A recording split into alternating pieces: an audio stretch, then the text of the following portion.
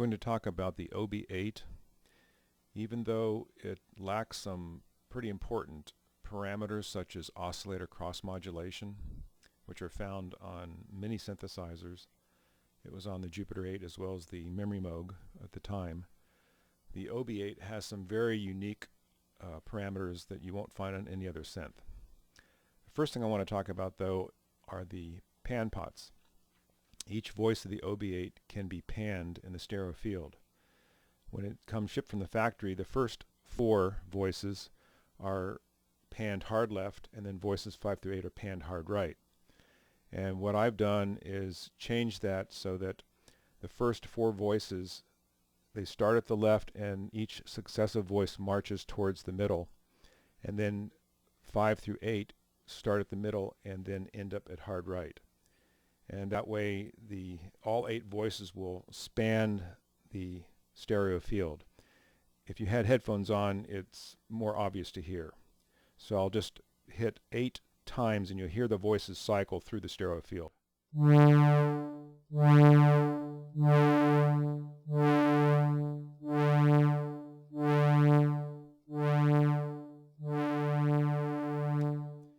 And then when you play chords, of course, it's going to spread out through the stereo field.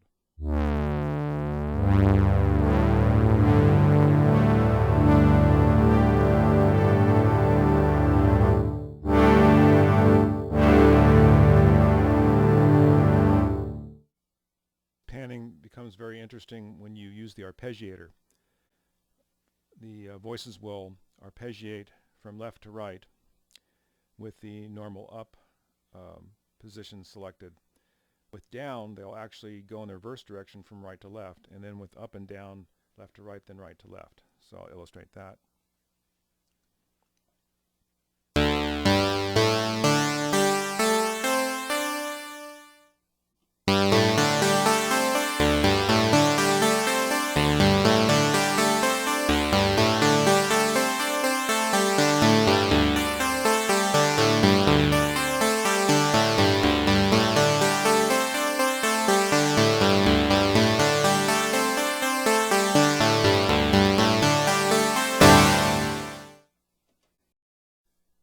Then when you select double mode, the first and 5th voice will sound, and you'll have hard left and middle, then 2 and 6, so they move together.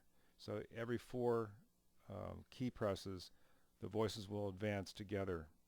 You can hear this here, and I'll separate the left and right sides in a second here.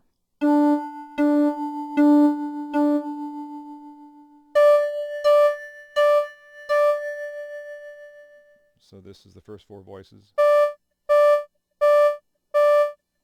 And then the voices 5 through 8.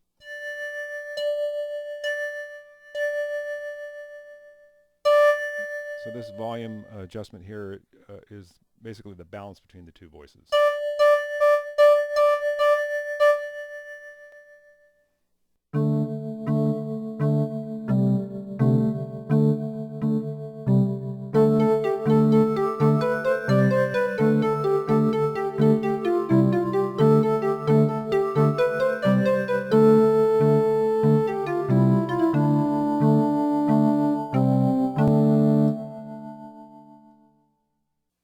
And then in split mode, the voices are obviously separated in their stereo field.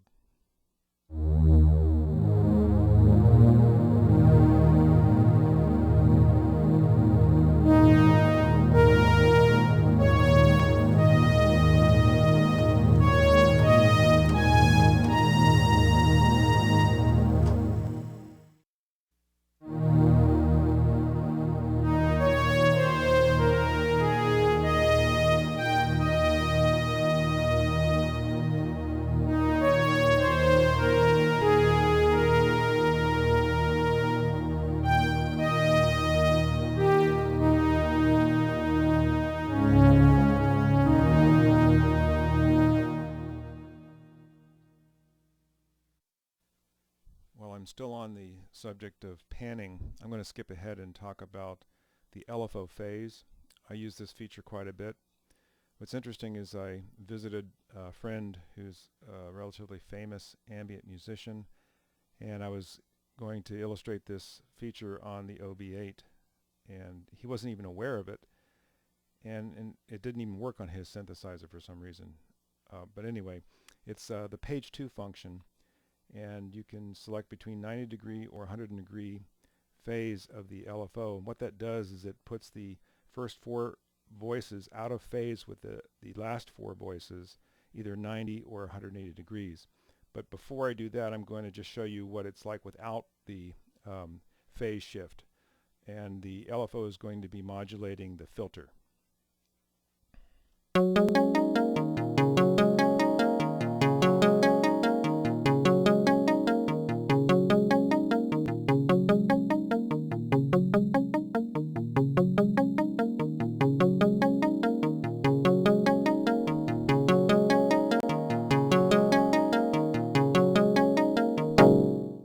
And now I'll illustrate it with the 180 degree out of phase. So what that will demonstrate is the 4 of the voices will be, you'll hear those significantly, and those will fade out as the other 4 voices come in.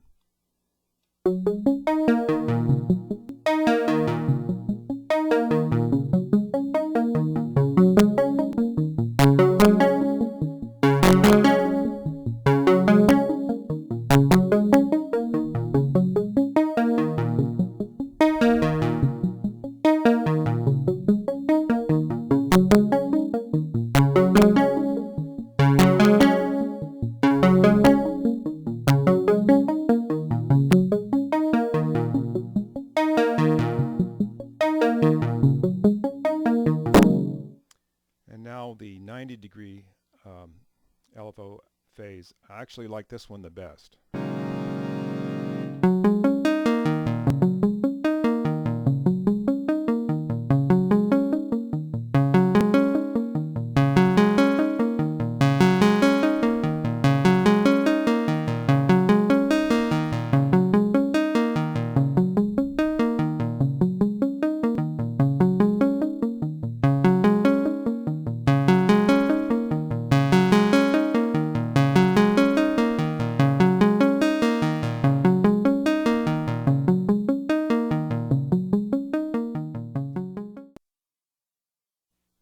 In addition to using the arpeggiator, you can simply hold 2 chords that are made up of either some of the first 4 voices and some of the last 4, and modulate the filter 180 degrees out of phase.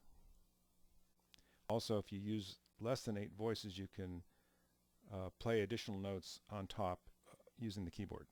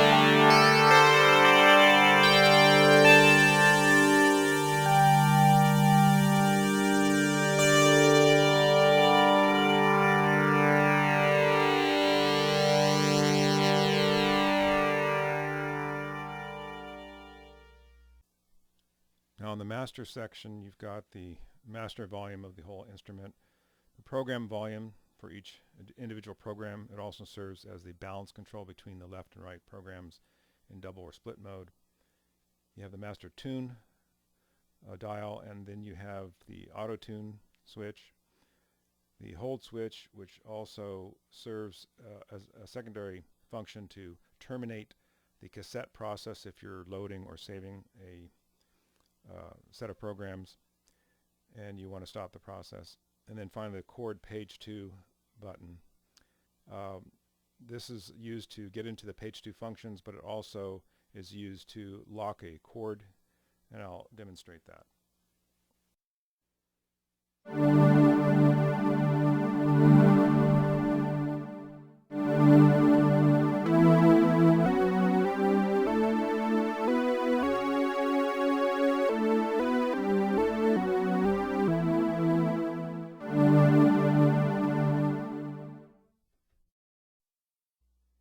In the control section, you have the portamento dial, the unison switch, and the oscillator to detune, but it also serves as a voice detune in the page 2 function.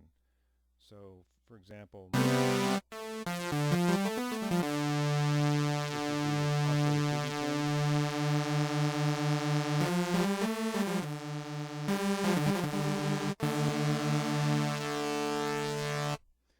unison function, portamento,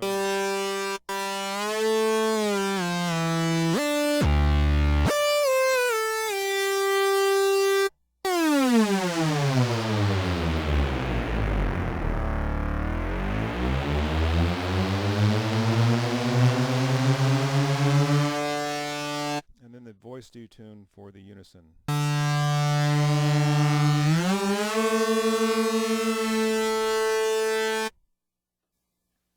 Page 2 also has a portamento bend function, which puts some pitch slide in the very beginning of a note.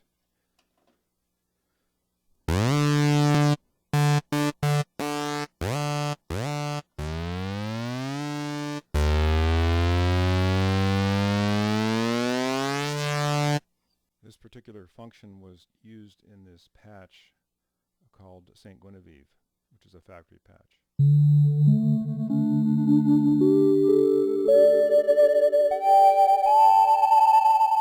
Now the amount of bend is actually programmed by holding the portamento bend or the unison switch in page 2 and then pressing a key on the keyboard.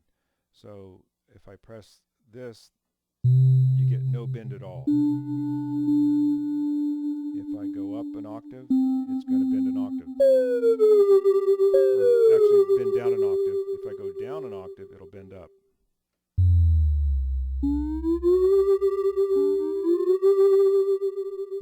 Go down 2 octaves. Or if I go all the way to the end. You can also quantize the bend.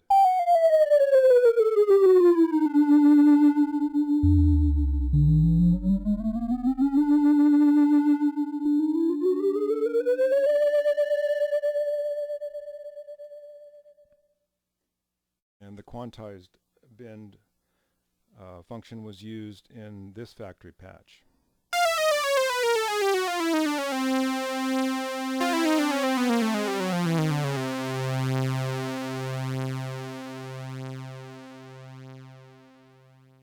You can also use the portamento bend function to bend arpeggiated notes.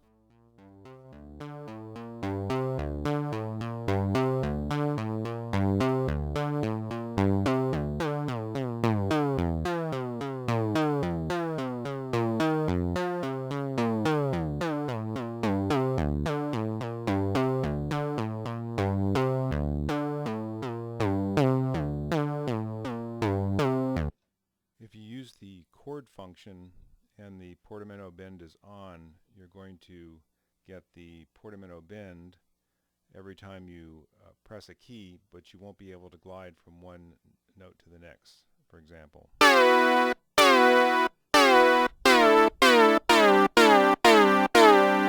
So in the second page functions, turning off the portamento bend then allows you to glide from one transposition to the other.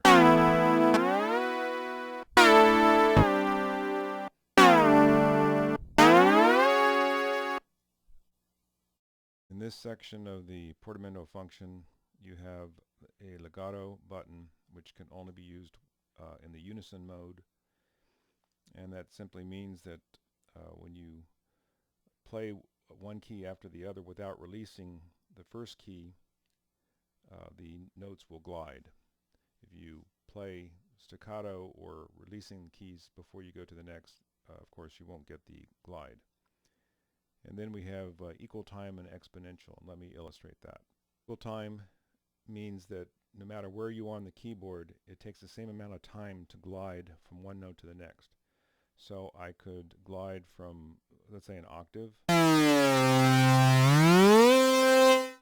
or I could do 2 octaves. Same amount of time, or the entire keyboard. Exponential simply changes the glide from a linear to a curve that slows as it gets close to the destination key. So we'll start down at the bottom here.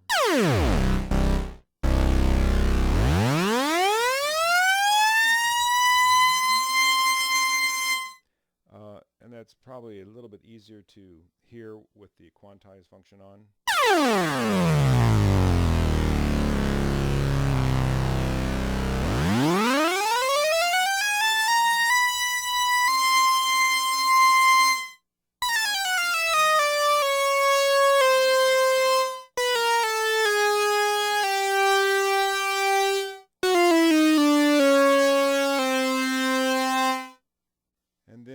This other function under the next to the quantize function in portamento is called match, and what that does is it moves all the voices, all 8 voices, together in time from one key to the next. With the match function off, that means all 8 voices will move at slightly different speeds to reach the destination key, and that creates a fattening of the sound, kind of similar to voice detune. So first, here's just the match on.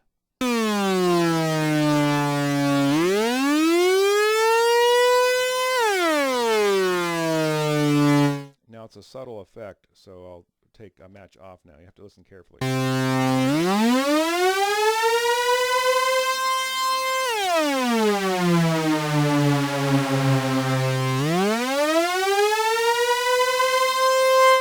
Match on.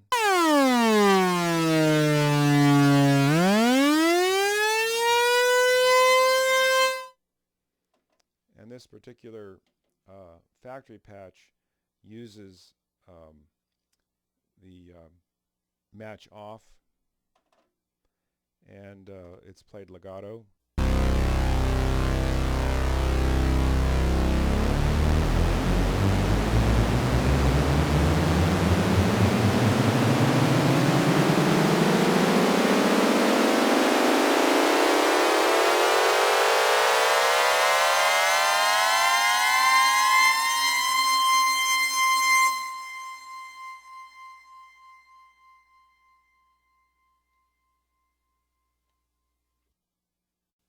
In the oscillator section, you have 2 oscillators that have a range of 5 octaves plus 3 semitones, and you can combine waveforms.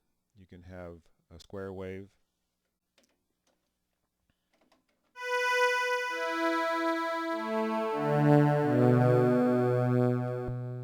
or you could have a sawtooth or a triangle,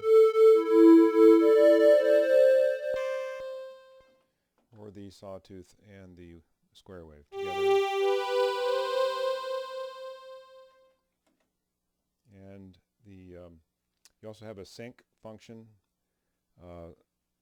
as well as a envelope modulation of the second oscillator. And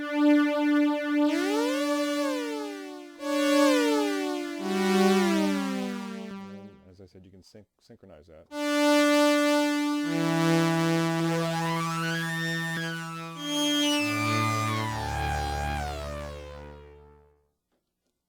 Unfortunately, there's no balance control between Oscillator 1 and Oscillator 2, as there is on many other synths. That's one thing I don't like about the OB-8. The only thing you can do is adjust the volume of Oscillator 2 from either full or half volume. So this is, for example, full volume. Let me change the pitch of Oscillator 2.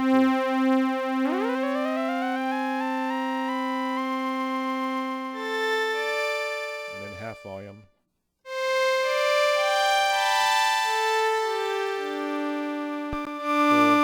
There's also no way to use an envelope to modulate the pulse width. Another feature found on many synthesizers, but not on the OB-8. However, you can get around that by using the keyboard trigger function of the LFO.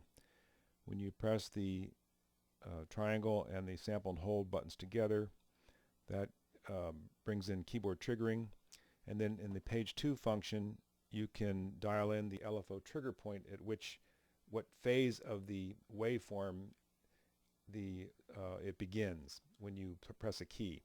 So in this case I'm using the triangle waveform, and I've adjusted the trigger point so that it will give me an effect that's similar to envelope triggering.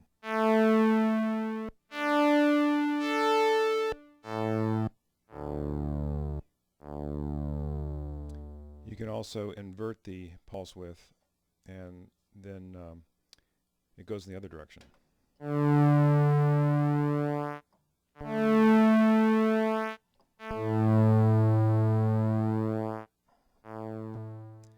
You can also quantize the pulse width to get this effect.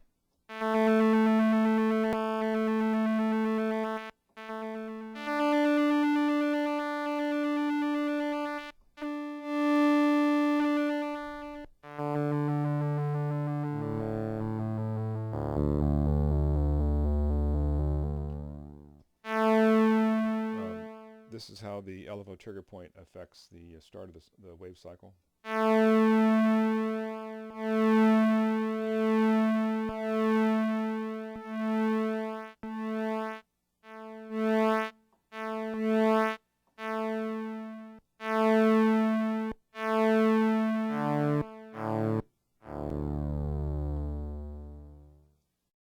Another parameter in the oscillators is inverting the frequency when you're using the LFO to modulate the pitch. So for example, if I start with both oscillators being modulated by the LFO,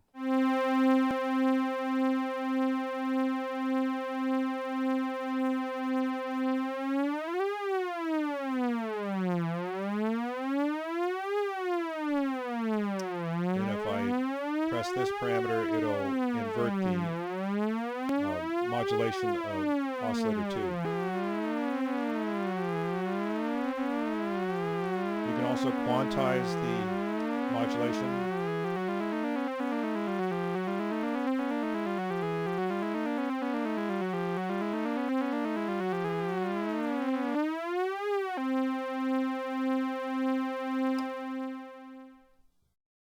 Coming over to the filter section, you have, of course, your frequency adjustment.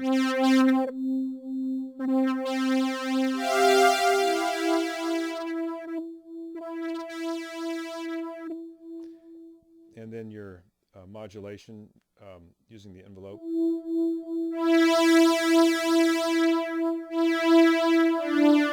And resonance. A choice between 4-pole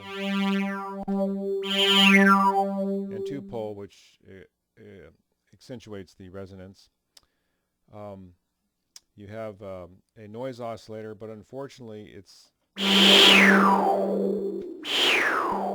simply on and off. You have no volume control of the noise relative to the other two oscillators. And the keyboard tracking, this is another point of annoyance to me about the OB-8. It's simply on and off. There's no dial to adjust in how much keyboard tracking you want. So for example, with the filter tracking off, the lower end of the keyboard is bright, the upper end is dull, and then with the keyboard tracking on, it's just the reverse.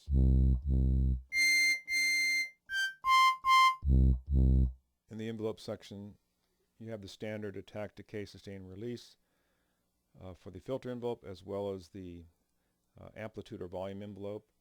And the I think the envelopes are kind of snappy.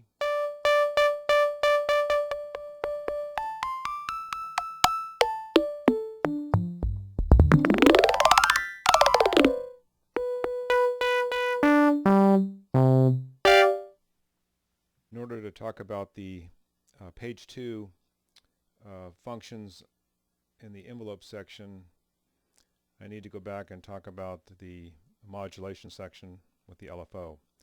So there's basically 6 parameters you can modulate with the LFO. You got oscillator 1, oscillator 2, the filter. You can modulate the pulse width of oscillator 1 and 2, or the amplitude or the envelope. But what I really like about the page 2 function in the envelope section is that you can delay the onset of the modulation, and you can also adjust the attack, how quickly it rises in terms of bringing on the modulation. So let me start with the oscillator pitch modulation.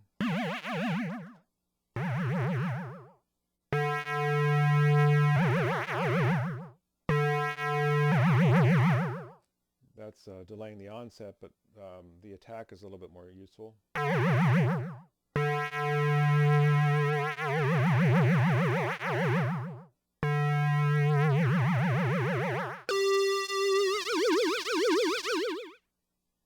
And then same with the modulation of the filter.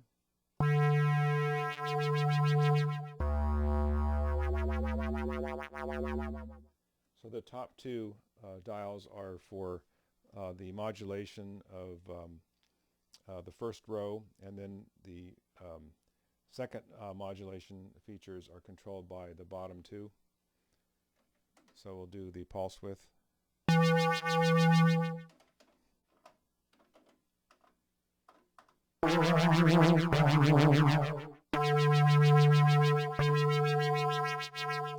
me turn off the filter.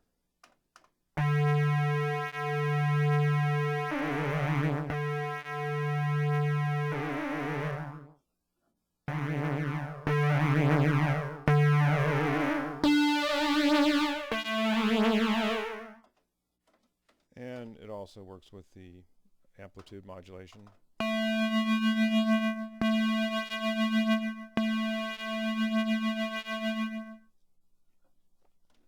So I made a patch using those functions for a violin sound.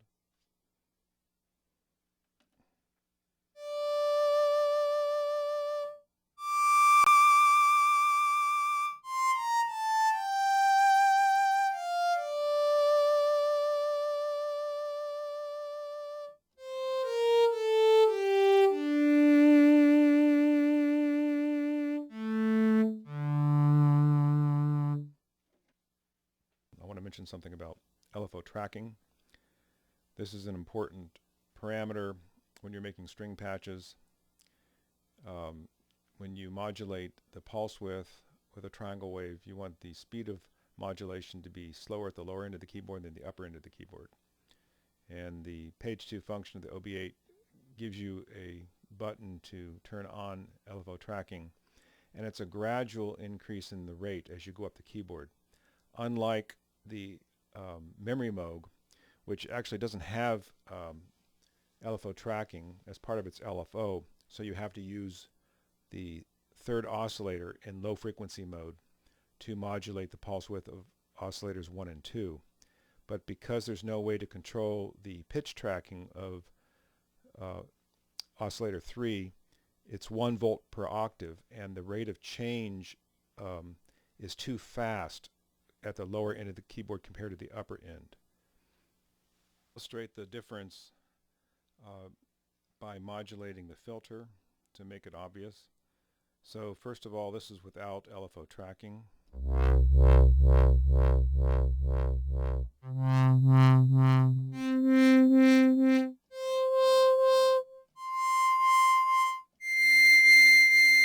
Same rate of modulation anywhere on the keyboard. Then in page 2 function we turn that on and you can see the difference, or hear the difference.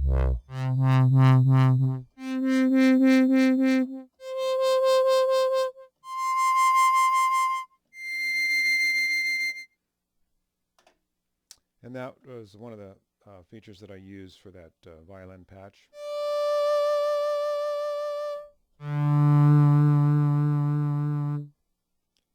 Also makes really nice string ensemble sound.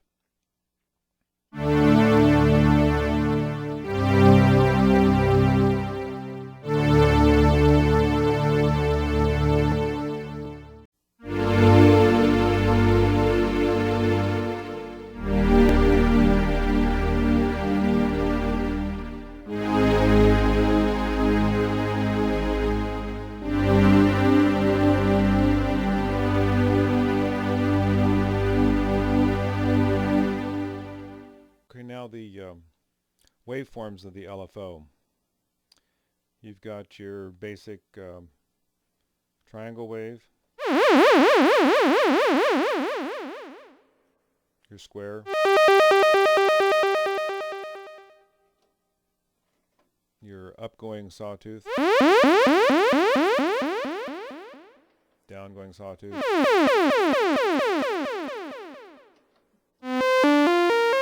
sample and hold,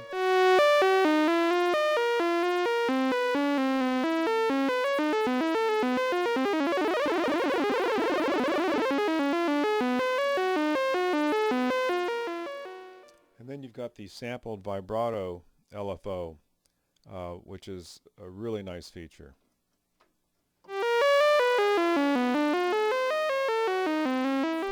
And you can change the different sequence or pattern of notes by changing the rate of the waveform select knob in the performance section that has the pitch bend and mod wheel levers.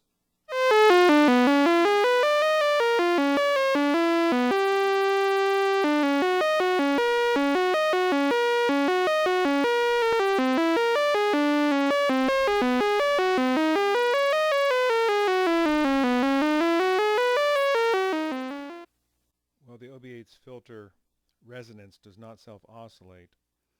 You can still get it to produce a pitch.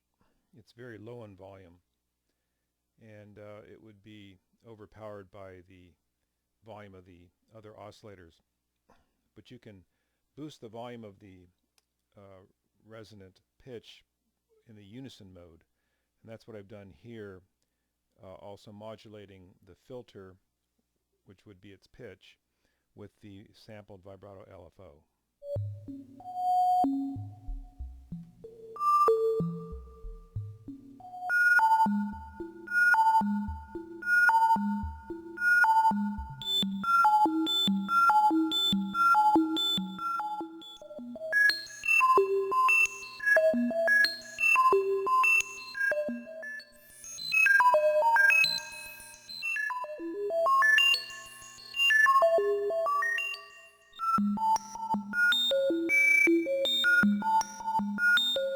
Different keys have a different pattern of modulation.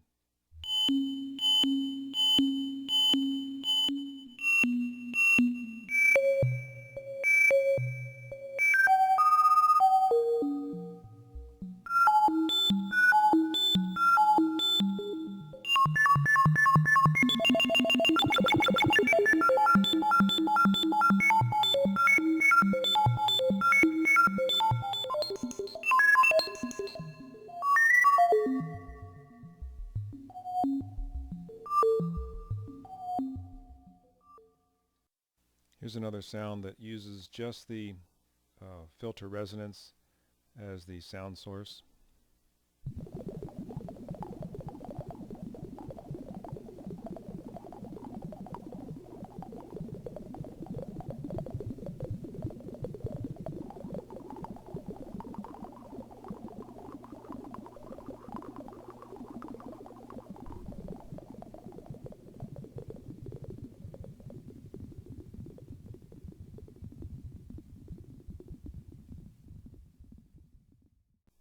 There are a few parameters in the LFO modulation section that are a little tricky. They're called invert 1, invert 2, and the LFO envelope mod.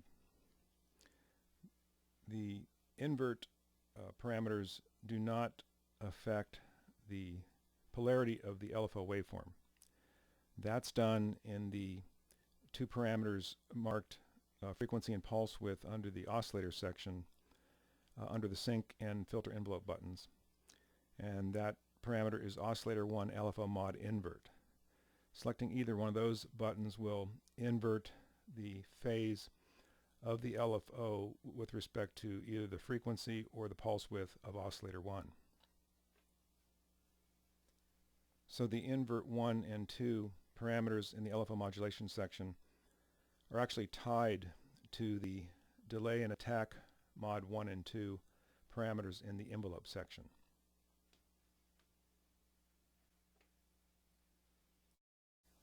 To illustrate this, I'll use an upgoing sawtooth to modulate the pitch, and so I'll be controlling the modulation depth 1, and before I invert it, I'll use the attack mod to show how you have no modulation in the beginning, and then the modulation gradually comes in depending on how you set the attack mod dial.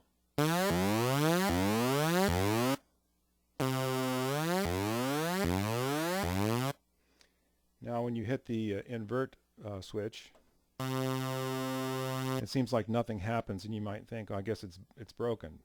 But again, you have to use the parameters here in the envelope section. So what this is going to do is you're going to have maximum modulation in the beginning, and then it's going to fade out, just the opposite of the non-inverted modulation. Let me speed the LFO up a little bit.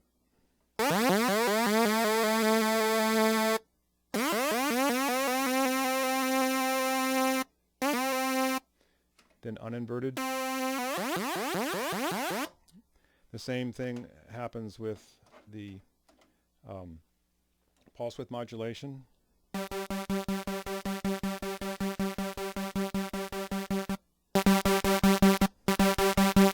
Again, I can delay the attack normally, or I can invert that.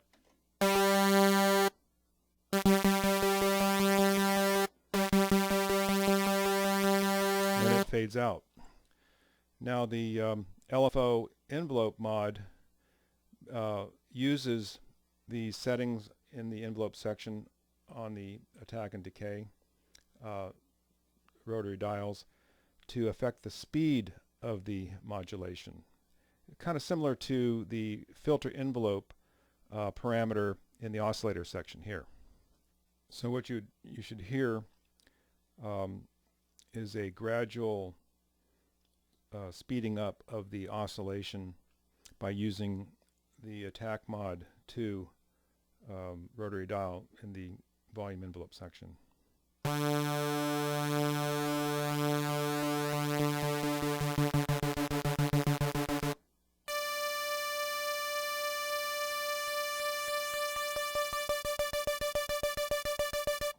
And the invert works as well.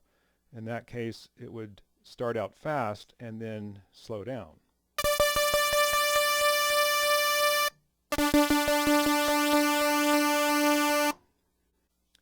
I used the uninverted LFO envelope mod parameter to create this sound of a bouncing glass ball.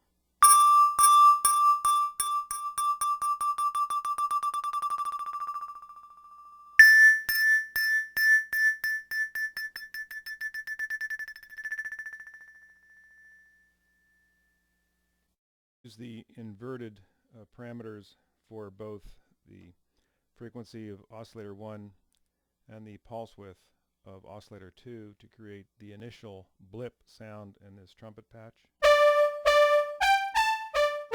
As you can see in the page 2 functions, the delay mods section here.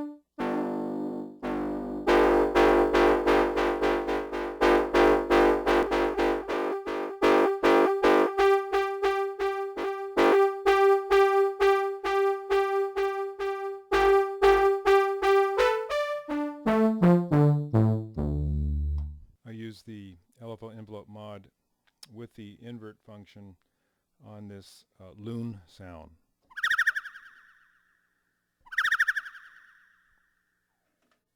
This is a factory patch that modulates the volume using the 90-degree LFO phase parameter.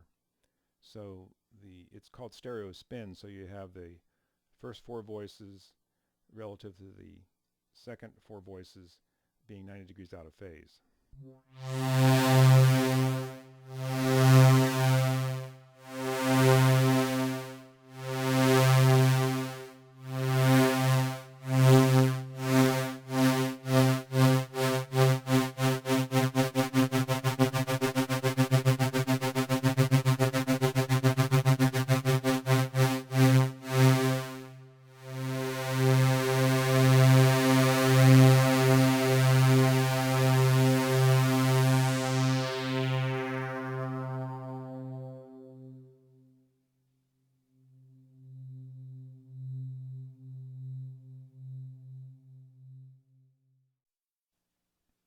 Building on that idea, I created stereo percussion sound using the 180-degree LFO phase parameter.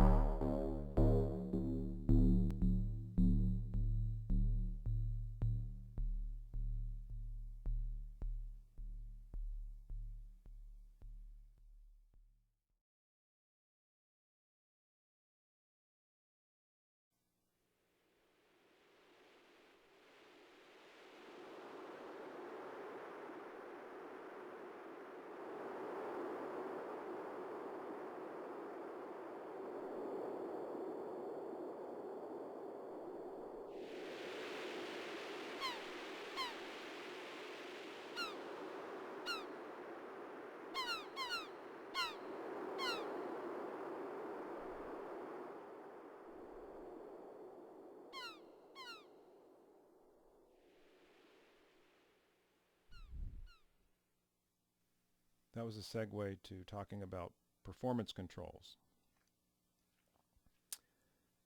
These are complicated because you have 2 sets, and the mode selects which set that you're working with. So with the Arpeggiator mode light off, you're in the modulation and pitch bend lever mode. And on the OB-8, for some reason, they switched the position of the pitch and modulation functions. Normally, pitch bend is on the left and modulation wheels on the right. In this situation, the pitch bend lever is on the right and the modulation lever is on the left. To bend the pitch, you have to move the lever forward, which is what you'd normally do. However, the modulation lever is in the opposite direction. You pull that towards you. Now you can change the direction of bend by holding down the lower button at the top of this section above the modulation lever and the oscillator 2 or down button below the modulation lever. You hold those two buttons down while you power on the synth, and then that will reverse the direction of the bend lever, so pulling it towards you will actually raise the pitch. The options that you have are basically bending both oscillator 1 and 2 or oscillator 2 only, and you can also increase the amount that you bend the pitch, and that bend amount is programmable. So you would use it for a patch like this.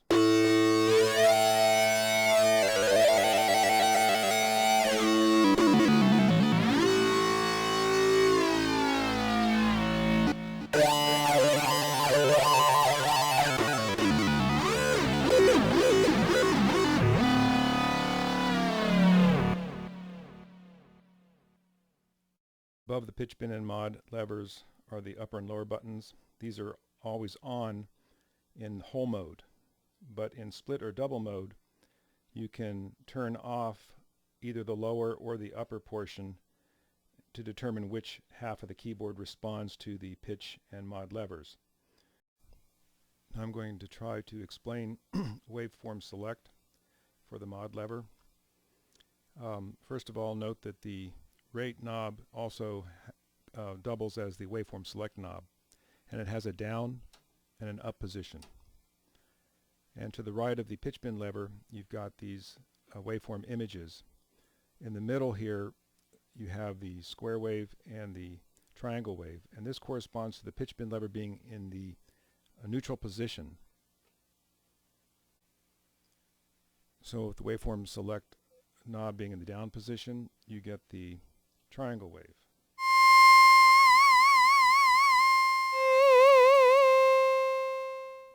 And if I lift up on the waveform select knob, you get the square wave.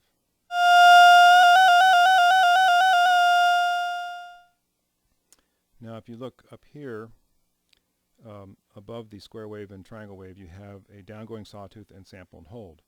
You select those by putting the pitch bend lever in the up position while you either push down or lift up on the waveform select knob.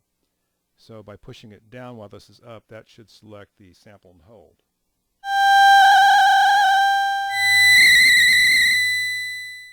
However, on my OB-8, I think that they silk screen the sample and hold there by mistake. It should be noise. Noise should be up there, sample and hold should be down here. Because if I move the pitch bend lever down here while I push the waveform select knob down, then I get what should be sample and hold.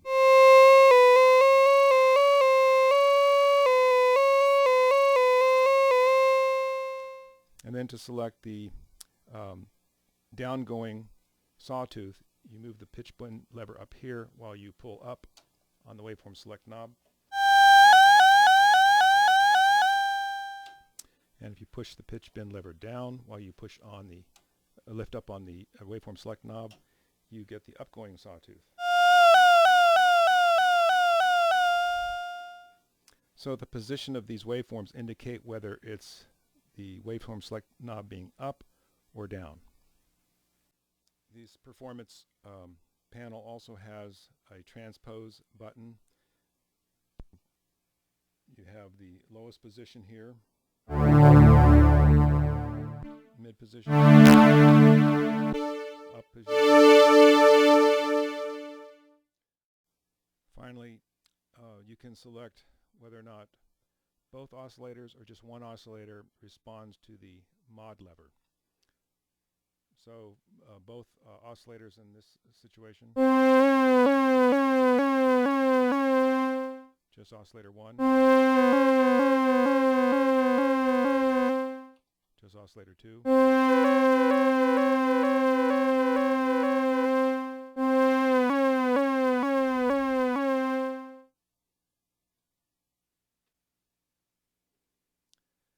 So the modulation lever is indicated here with these two buttons, and the bend function is indicated here with these two buttons.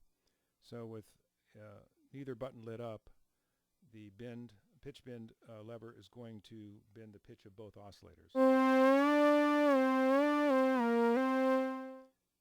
With the oscillator 2 button on, just that oscillator bends. And with the amount button on, it extends the range. And as I said before, that is programmable.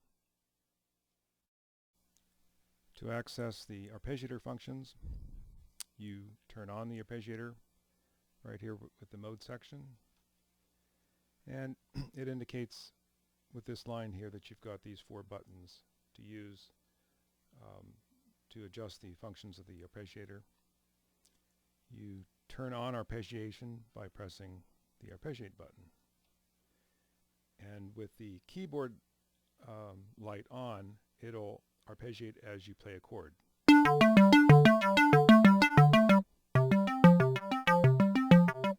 The hold button functions when you have the chord held by either pressing the foot switch or the hold button in the master section.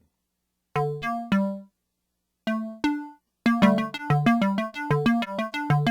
it continues to play even though I left my hands from the keyboard.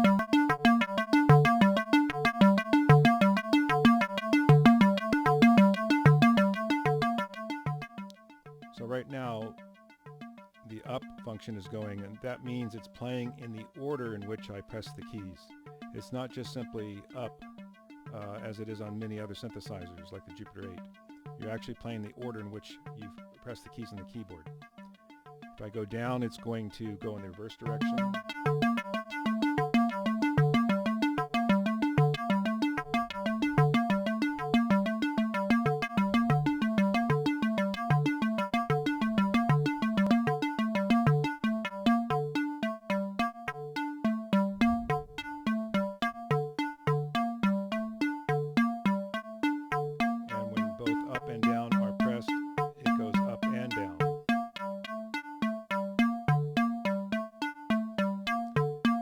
Does not double the first and last notes as it does on the Memorymoog. So I find this much more useful. Now if you press both those buttons off, you get the random arpeggiation. And I think the first note in your arpeggiation gets priority, so it's arpeggiated more than the other notes.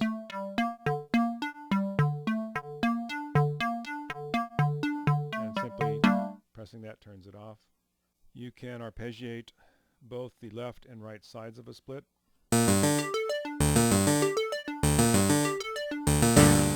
Or you can select either the lower or the upper portion to arpeggiate.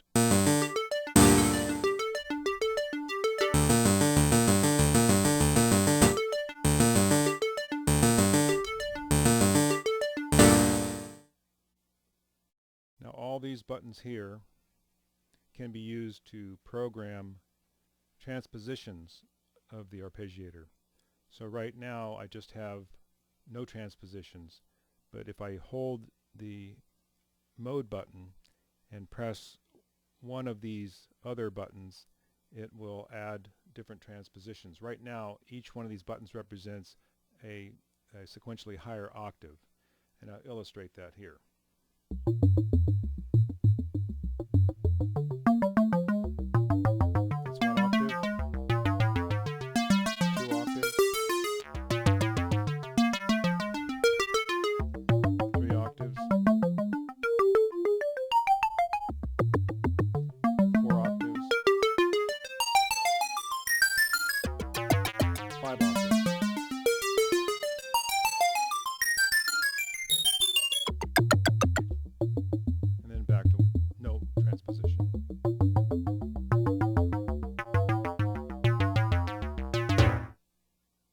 Program in arpeggiator transpositions. You hold the arpeggiator on and the arpeggiate button together. You press them both down, and then you play 5 keys on the keyboard, and those will be your transpositions. And I did that for this demonstration.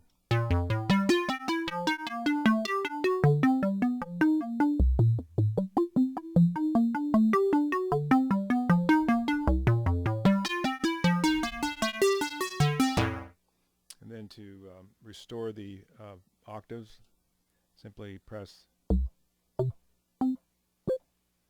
5 C's on the keyboard.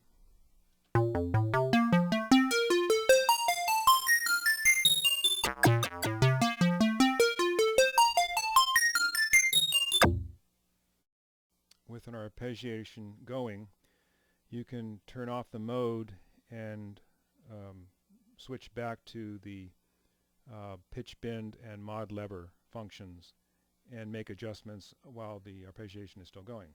So for example, and you can have the lower portion respond to the pitch bend and mod wheel.